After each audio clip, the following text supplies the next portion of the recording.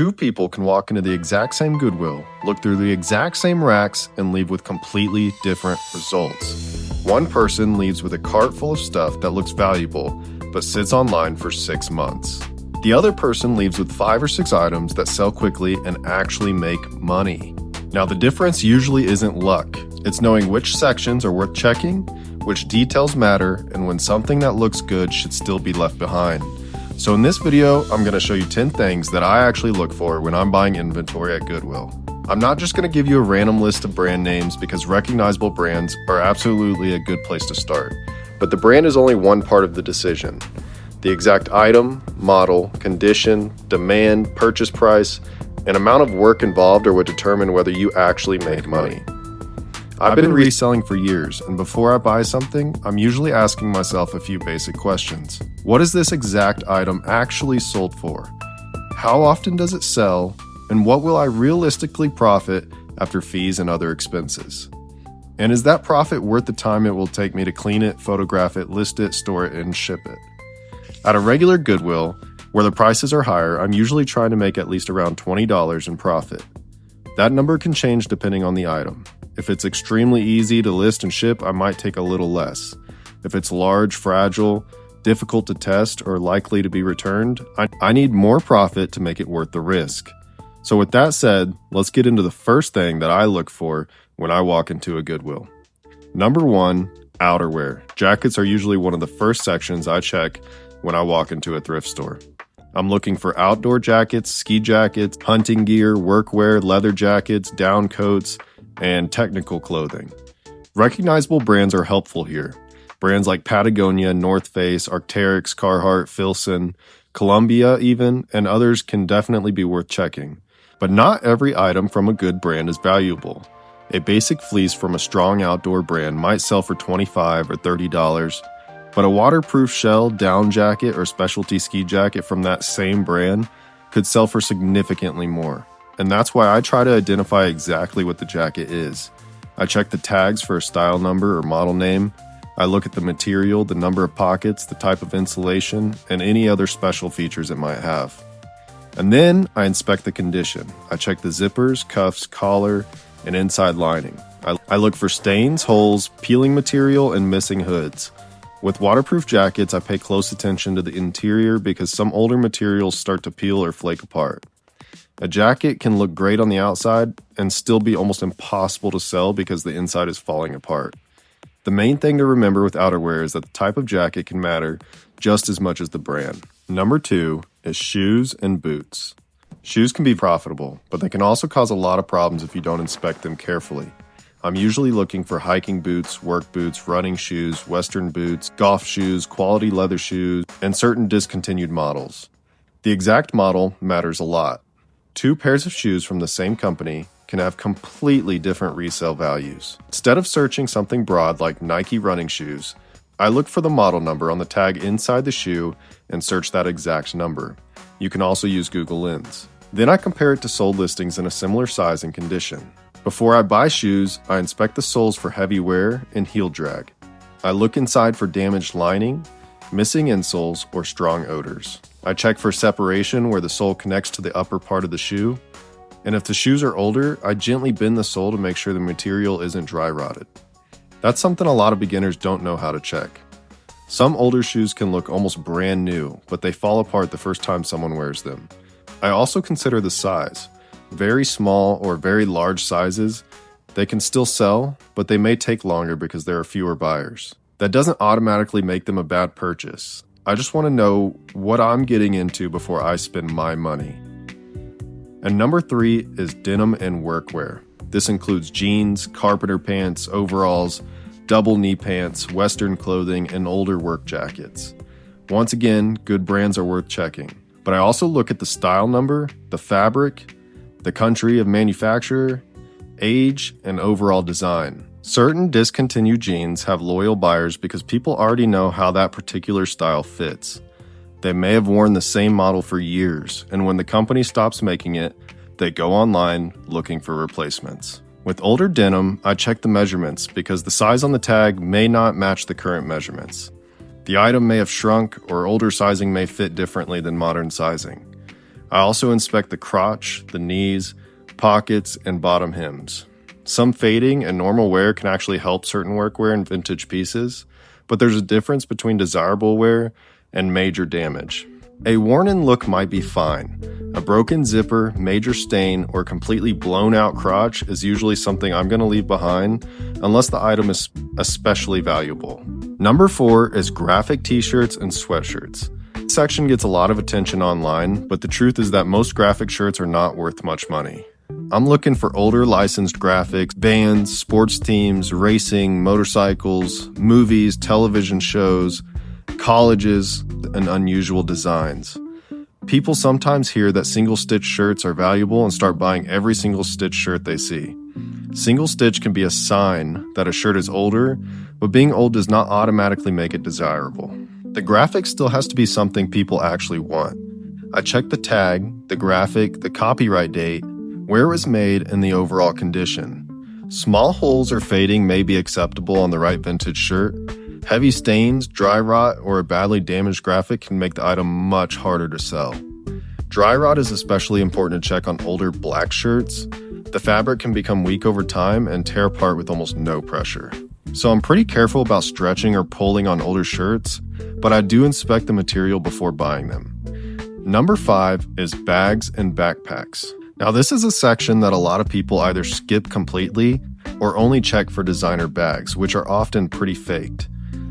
I look at backpacks, hiking packs, camera bags, messenger bags, travel bags, leather briefcases, and quality luggage. For example, specific purpose bags can be especially valuable. A technical hiking backpack, premium camera bag, or specialized travel bag may be worth much more than a basic everyday backpack from the same company. I inspect every zipper, buckle, and strap.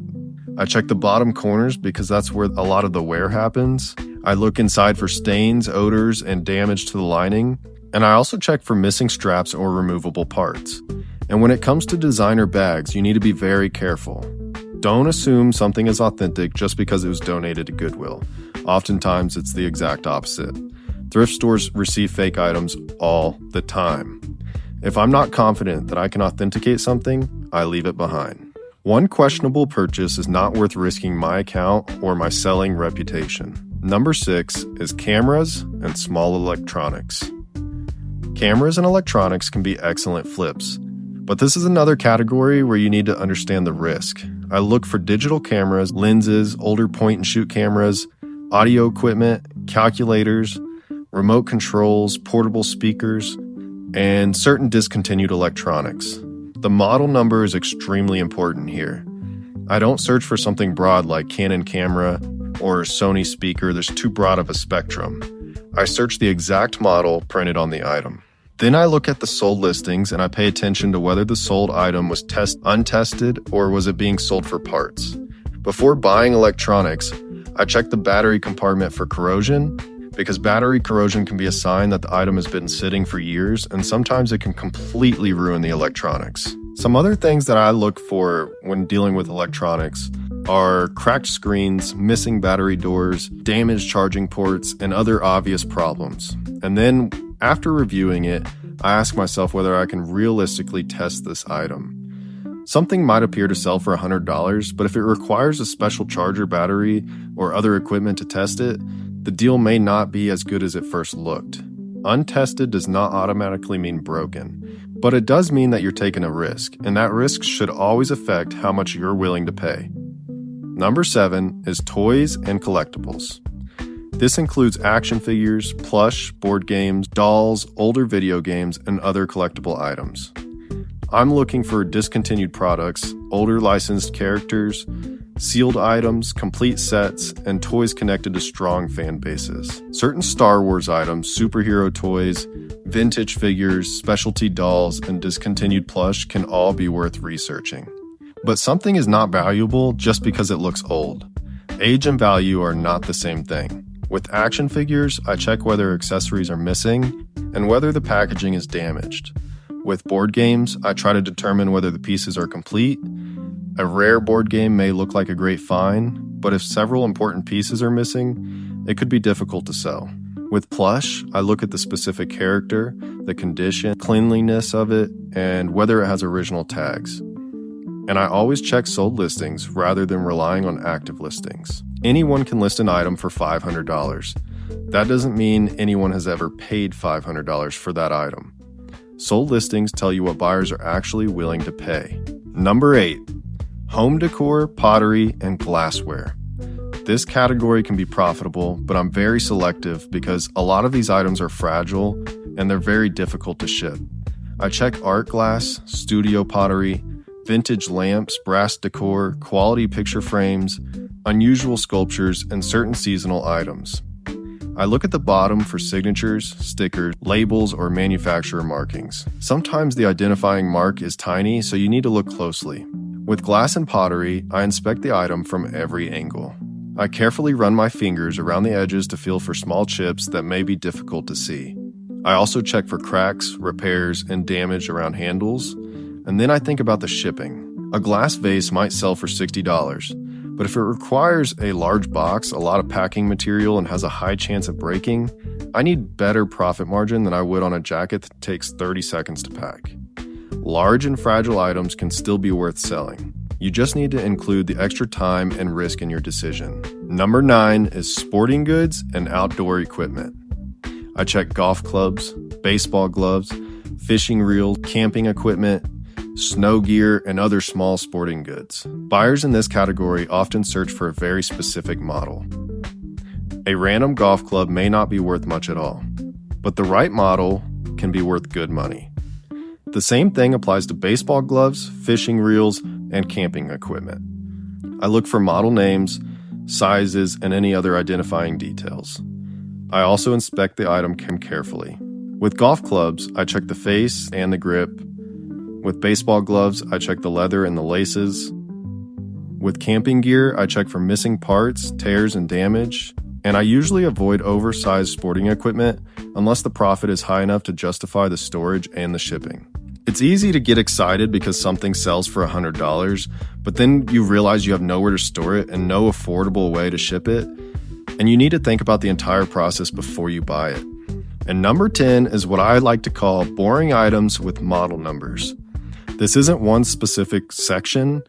It includes a vast variety of items like replacement remote controls, specialty chargers, sewing machine accessories, older calculators, discontinued household parts, vacuums, small tools, and a lot of other items that most people walk right past. And while these products might not look valuable, they solve very specific problems. Someone whose remote control broke may be searching for one exact model because that's the model that works with their TV. The same thing goes for stereo equipment and other electronics. Someone may need one discontinued replacement part to keep an expensive appliance working, and that's why you don't want to overlook these items. Those buyers are not shopping because the item is exciting. They're shopping because they need the exact thing. That can create demand for items that look almost worthless sitting on a thrift store shelf. Whenever I see something with a clear model number, I consider looking it up. It only takes a few seconds, and some of the best purchases are items nobody else bothered to research. So those are 10 things that I actually look for when I'm sourcing at Goodwill. But the biggest takeaway from this video isn't that you need to memorize every category or every brand that I mentioned. The real skill is learning how to determine whether an individual item is worth buying. Recognizable brands are a great starting point. They can help you spot items that deserve a closer look. But before you buy, you still need to check the exact model, condition, demand, the selling price, and your expected profit. And when you're looking at sold listings, make sure you're comparing similar items. Look for the same model, similar condition, similar size when size matters, and the same included accessories. Don't compare your heavily used item to a brand new one and assume you're going to get the same price. You're going to make mistakes when you're starting. Everybody does. I've made plenty of bad purchases over the years. The goal is not to walk into Goodwill already knowing the value of every single item in the store. That's just not realistic.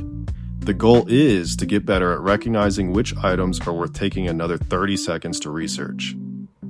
Over time, you start to recognize patterns. You learn which sections are best for you, which items sell consistently, and which purchases usually cause you problems. That's how you get faster and more profitable. Now, if you're brand new to reselling and you want the entire process organized from beginning to the end, I also created an A to Z reselling guide, and I have a bundle that comes with a profit and loss sheet. It's very simple to get it started, but it's also great for more complex and more volume sellers like myself. I still use it to this day. The guide covers getting started, sourcing inventory, researching items, creating listings, shipping, organizing your inventory, tracking profit, and eventually scaling the business. You absolutely do not need to buy anything to start reselling. But if you want the entire system laid out step by step, instead of trying to piece everything together from dozens of different videos, the guide is linked in the description. Let me know in the comments which one of these categories you want me to make a deeper video about. And if you're interested in reselling, side hustles, and building real small business, subscribe because I've got a lot more videos coming. Thanks for watching, and I'll see you in the next one.